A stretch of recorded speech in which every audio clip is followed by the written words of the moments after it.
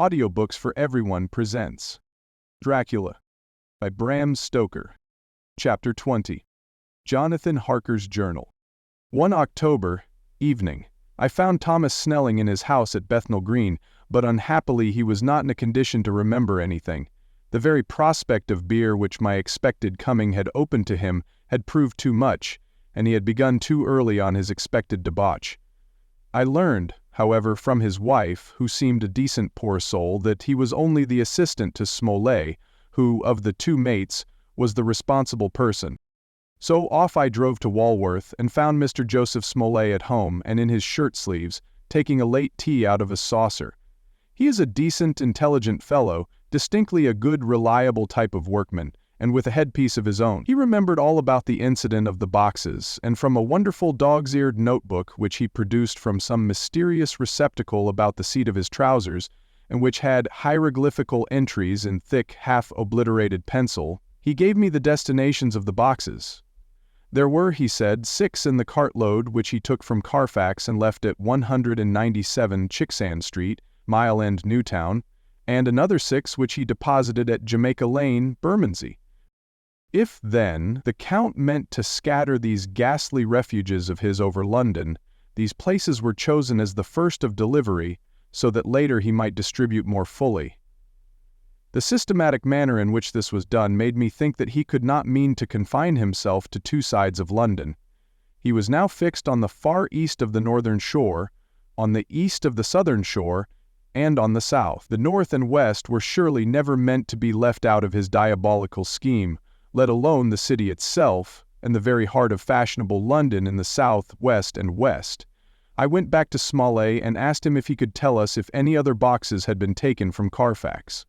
He replied, "Well, governor, you've treated me wearisome. I had given him half a sovereign, and I'll tell you all I know. I heard a man by the name of Bloxham say 4 nights ago, in the R and Oons, in Pincher's Alley, as 'ow he and his mate 'ad a rare dusty job in a old 'ouse at Perfect. There ain't a many such jobs as this 'ere, and I'm thinkin' that maybe Sam Bloxham could tell ye summat. I asked if he could tell me where to find him. I told him that if he could get me the address it would be worth another half-sovereign to him, so he gulped down the rest of his tea and stood up, saying that he was going to begin the search then and there. At the door he stopped, and said, "Look, governor, there ain't no sense in me a-keepin' you here. I may find Sam soon or I mayn't, but anyhow he ain't like to be in a way to tell ye much tonight. Sam is a rare one when he starts on the booze. If you can give me a envelope with a stamp on it and put your address on it, I'll find out where Sam is to be found and post it ye tonight. But ye'd better be up arter 'em soon in the mornin', or maybe ye won't catch 'em, for Sam gets off main early, never mind the booze the night afore." This was all practical, so one of the children went off with a penny to buy an envelope and a sheet of paper, and to keep the change. When she came back, I addressed the envelope and stamped it, and when Smollett had again faithfully promised to post the address when found, I took my way to home. We're on the track anyhow. I am tired tonight and want sleep. Mina is fast asleep and looks a little too pale. Her eyes look as though she had been crying. Poor dear! I've no doubt it frets her to be kept in the dark, and it may make her doubly anxious about me and the others, but it is best as it is. It is better to be disappointed and worried in such a way now than to have her nerve broken. The doctors were quite right to insist on her being kept out of this dreadful business. I must be firm, for on me this particular burden of silence must rest. I shall not ever enter on the subject with her under any circumstances. Indeed, it may not be a hard task after all, for she herself has become reticent on the subject, and has not spoken of the Count or his doings ever since we told her of our decision. 2 October, evening. A long and trying and exciting day. By the first post I got my directed envelope with a dirty scrap of paper enclosed, on which was written, with a carpenter's pencil in a sprawling hand, Sam Bloxham, Corcrans 4, Potter's Court, Bartle Street, Walworth, Arsk, for the Depeat.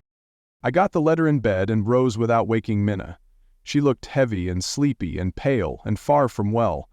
I determined not to wake her, but that, when I should return from this new search, I would arrange for her going back to Exeter.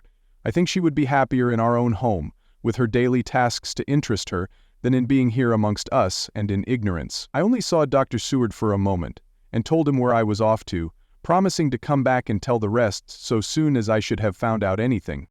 I drove to Walworth and found, with some difficulty, Potter's Court. Mr. Smollett's spelling misled me, as I asked for Potter's Court instead of Potter's Court. However, when I had found the court, I had no difficulty in discovering Corcoran's lodging house. When I asked the man who came to the door for the depite, he shook his head and said, "I dunno him. There ain't no such a person 'ere. I never heerd of him in all my bloomin' days. Don't believe there ain't nobody of that kind livin' 'ere or anywheres." I took out Smollett's letter, and as I read it, it seemed to me that the lesson of the spelling of the name of the court might guide me. "What are you?" I asked. "I am the deputy," he answered. I saw at once that I was on the right track. Phonetic spelling had again misled me. A half-crown tip put the deputy's knowledge at my disposal, and I learned that Mr. Bloxam, who had slept off the remains of his beer on the previous night at Corcoran's, had left for his work at Poplar at 5 o'clock that morning. He could not tell me where the place of work was situated, but he had a vague idea that it was some kind of a new-fangled warehouse, and with this slender clue I had to start for Poplar. It was 12 o'clock before I got any satisfactory hint of such a building, and this I got at a coffee shop, where some workmen were having their dinner. One of these suggested that there was being erected at Cross Angel Street a new, cold storage building, and as this suited the condition of a new-fangled warehouse, I at once drove to it. An interview with a surly gatekeeper and a surlier foreman, both of whom were appeased with the coin of the realm, put me on the track of Bloxam. He was sent for, on my suggesting that I was willing to pay his day's wages to his foreman, for the privilege of asking him a few questions on a private matter. He was a smart enough fellow, though rough of speech and bearing. When I had promised to pay for his information and given him an earnest, he told me that he had made 2 journeys between Carfax and a house in Piccadilly, and had taken from this house to the latter 9 great boxes, main heavy ones, with a horse and cart hired by him for this purpose. I asked him if he could tell me the number of the house in Piccadilly, to which he replied, "Well, governor, I forgets the number, but it was only a few doors from a big white church or something, of the kind, not long built. It was a dusty old house, too, though nothing to the dustiness of the house we took the bloomin' boxes from." "How did you get into the houses if they were both empty?" "There was the old party what engaged me a-waitin' in the house at Purfleet.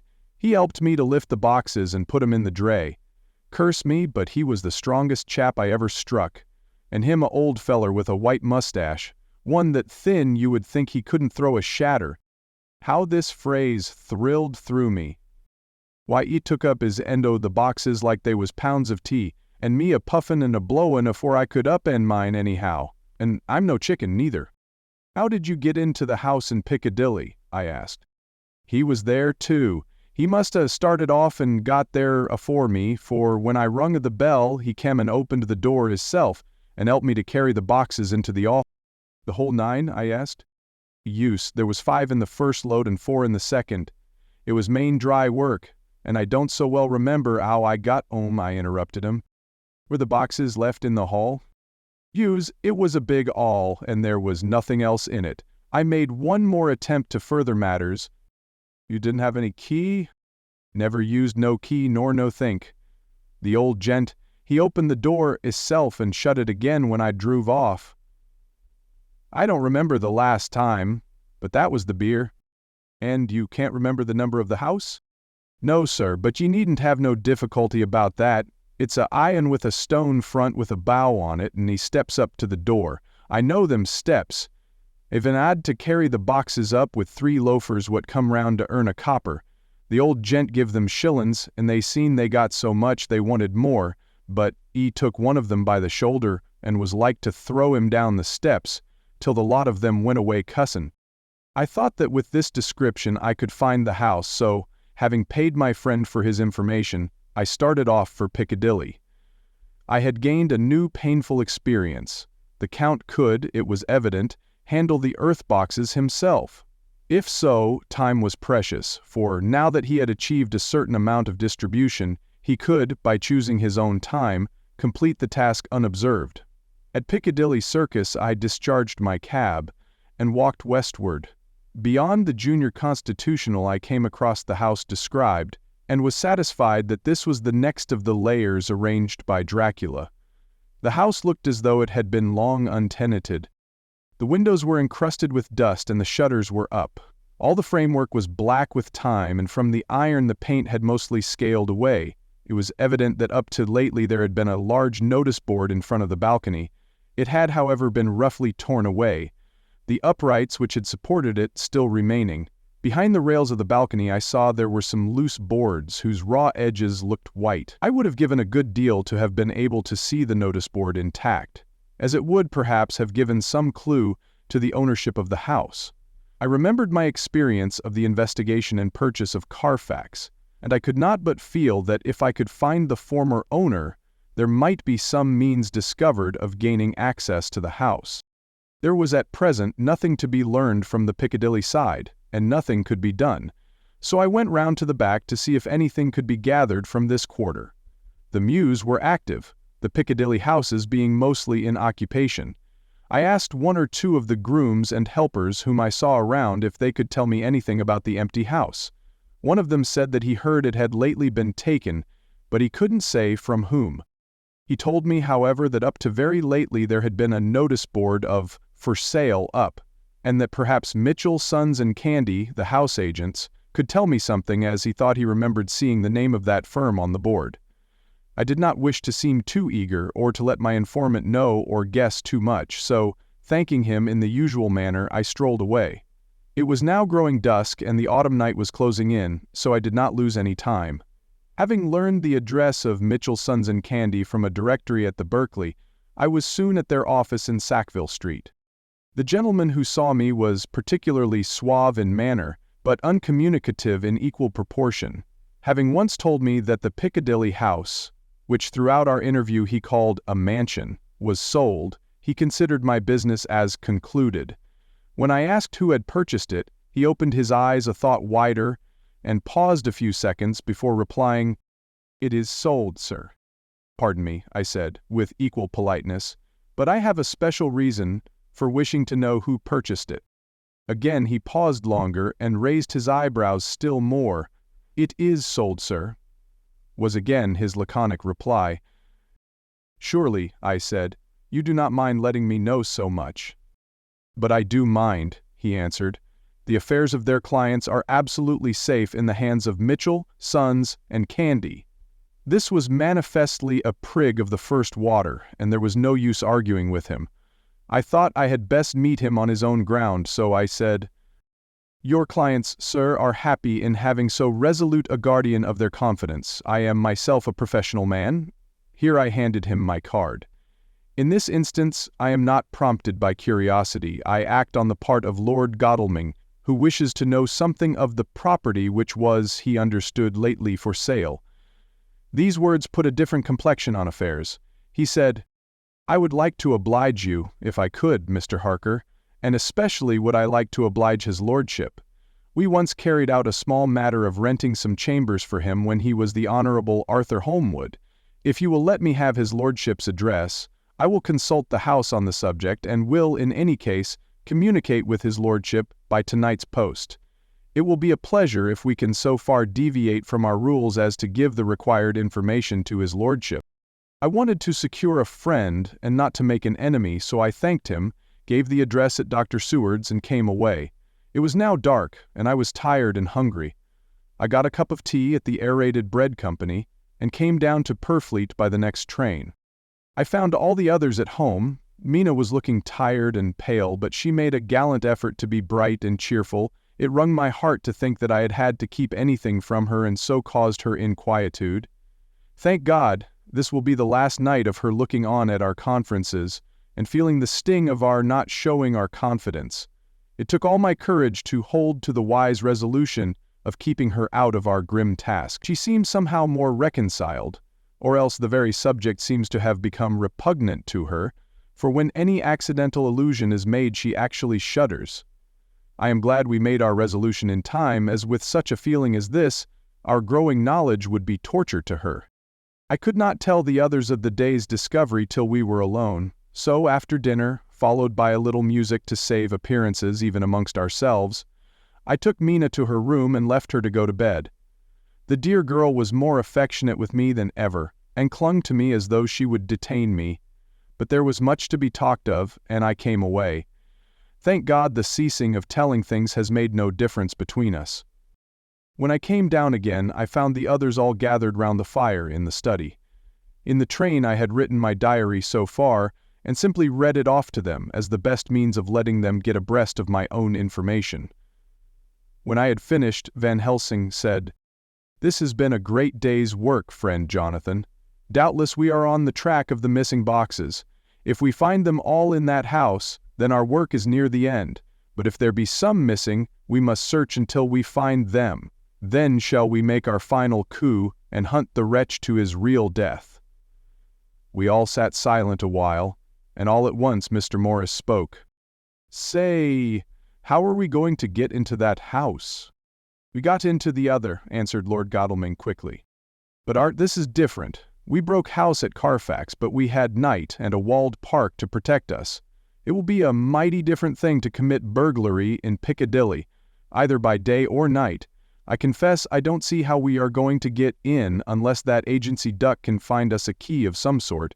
Perhaps we shall know when you get his letter in the morning."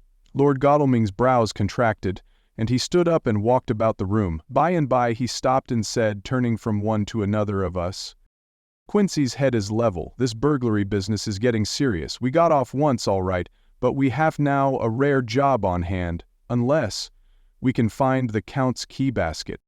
As nothing could well be done before morning, and as it would be at least advisable to wait till Lord Godalming should hear from Mitchell's, we decided not to take any active step before breakfast time.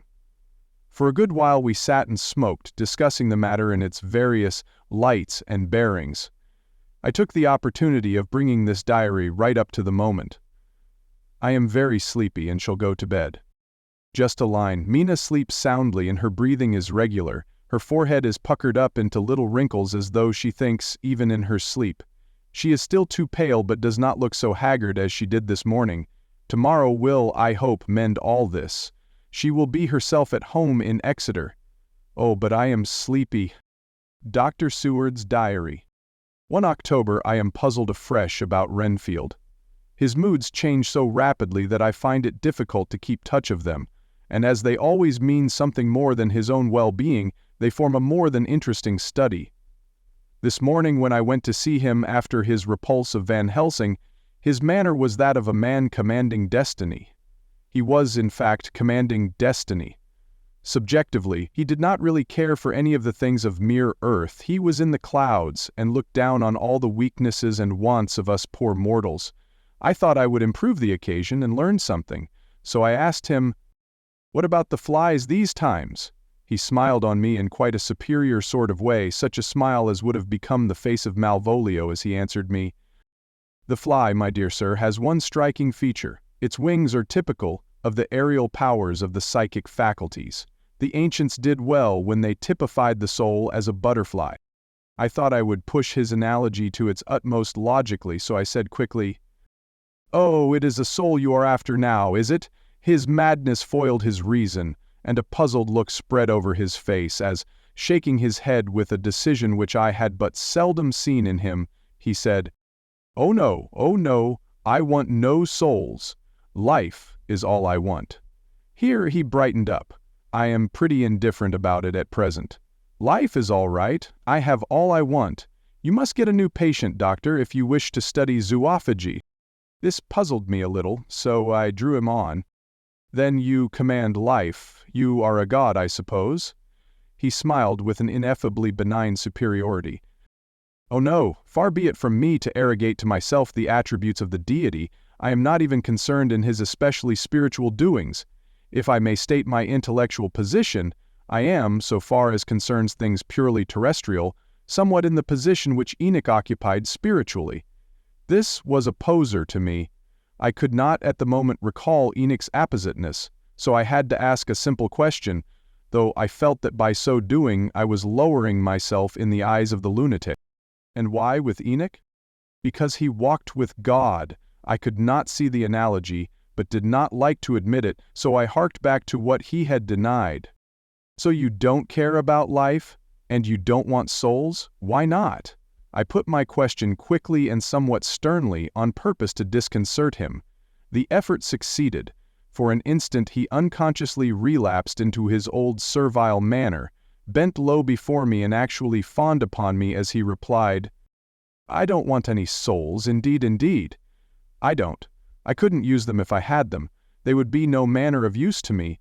I couldn't eat them or—" He suddenly stopped, and the old cunning look spread over his face like a wind sweep on the surface of the water. "And doctor, as to life, what is it after all? When you've got all you require and you know that you will never want, that is all. I have friends, good friends, like you, like Dr. Seward." This was said with a leer of inexpressible cunning. "I know that I shall never lack the means of life." I think that through the cloudiness of his insanity he saw some antagonism in me, for he at once fell back on the last refuge of such as he, a dogged silence. After a short time I saw that for the present it was useless to speak to him. He was sulky, and so I came away. Later in the day he sent for me. Ordinarily I would not have come without special reason, but just at present I am so interested in him that I would gladly make an effort. Besides, I am glad to have anything to help to pass the time. Harker is out following up clues, and so are Lord Godalming and Quincey. Van Helsing sits in my study poring over the record prepared by the Harkers. He seems to think that by accurate knowledge of all details he will light upon some clue. He does not wish to be disturbed in the work without cause. I would have taken him with me to see the patient, only I thought that after his last repulse he might not care to go again. There was also another reason. Renfield might not speak so freely before a third person as when he and I were alone. I found him sitting out in the middle of the floor on his stool, a pose which is generally indicative of some mental energy on his part. When I came in he said at once, as though the question had been waiting on his lips, "What about souls?" It was evident then that my surmise had been correct. Unconscious cerebration was doing its work, even with the lunatic. I determined to have the matter out. "What about them yourself?" I asked. He did not reply for a moment, but looked all round him, and up and down, as though he expected to find some inspiration for an answer. "I don't want any souls," he said, in a feeble, apologetic way. The matter seemed preying on his mind, and so I determined to use it to be cruel, only to be kind.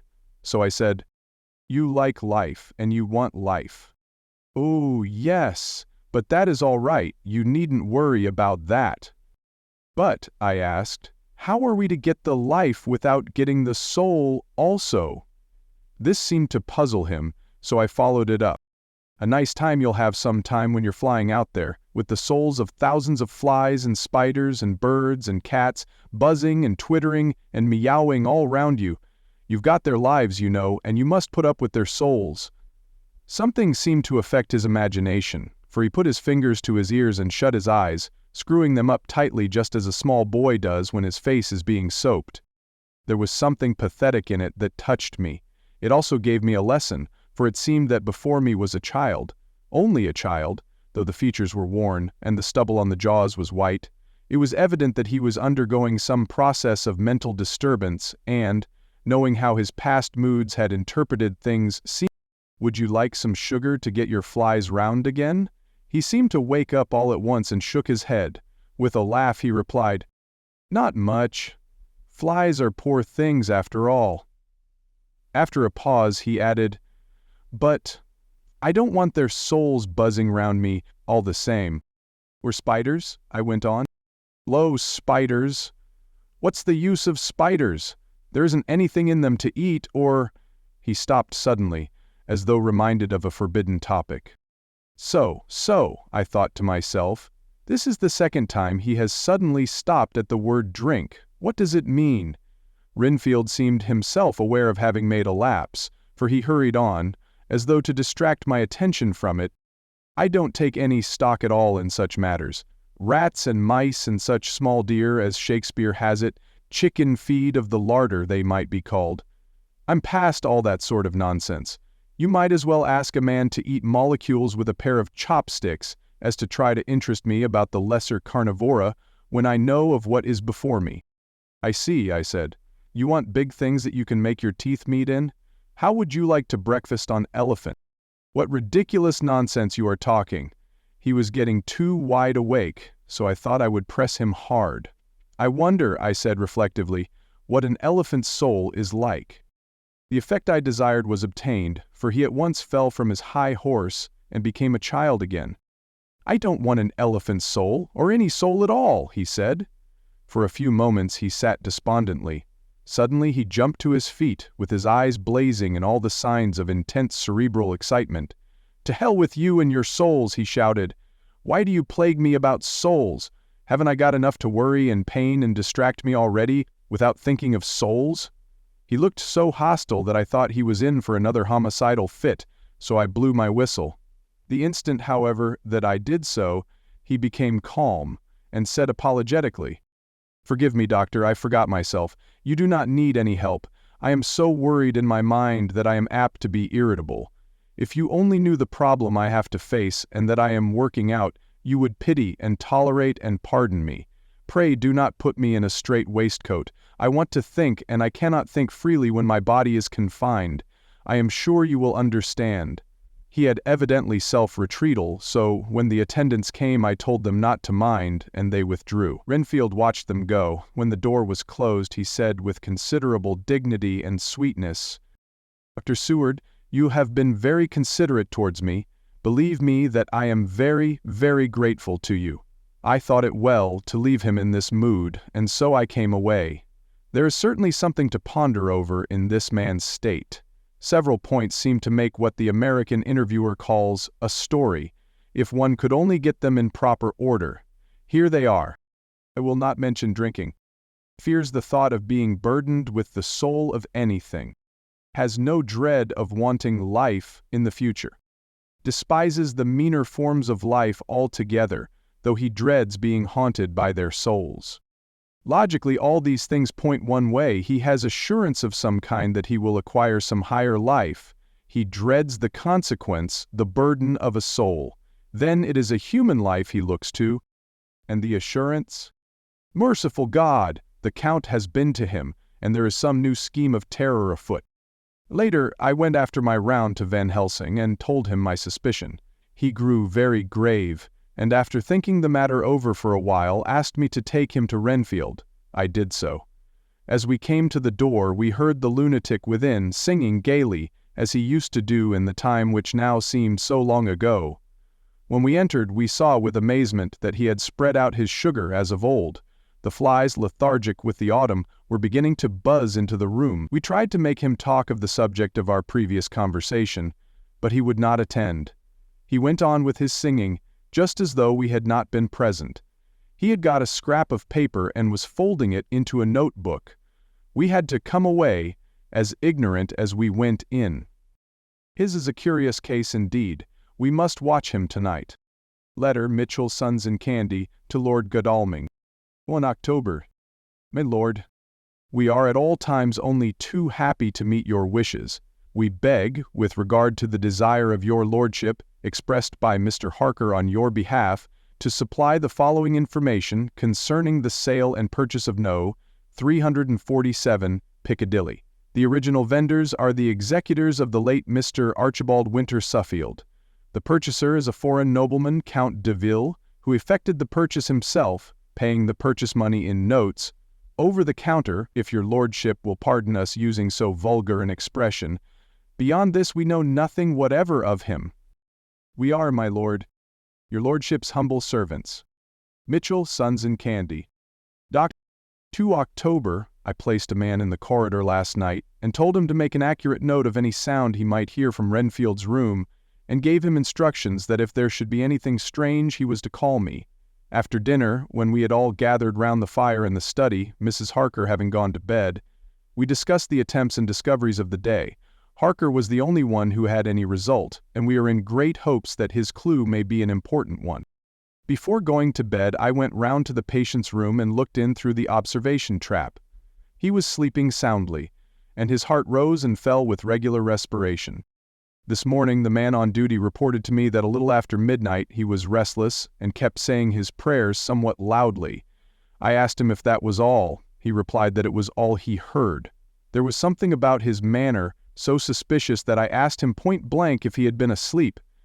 He denied sleep but admitted to having dozed for a while. It is too bad that men cannot be trusted unless they are watched. Today Harker is out following up his clue, and Art and Quincy are looking after horses. Godalming thinks that it will be well to have horses always in readiness, for when we get the information which we seek there will be no time to lose. We must sterilize all the imported earth between sunrise and sunset. We shall thus catch the Count at his weakest, and without a refuge to fly to. Van Helsing is off to the British Museum looking up some authorities on ancient medicine. The old physicians took account of things which their followers do not accept, and the professor is searching for witch and demon cures which may be useful to us later.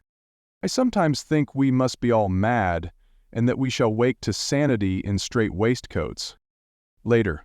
We have met again. We seem at last to be on the track, and our work of tomorrow may be the beginning of the end. I wonder if Renfield's quiet has anything to do with this. His moods have so followed the doings of the Count that the coming destruction of the monster may be carried to him in some subtle way.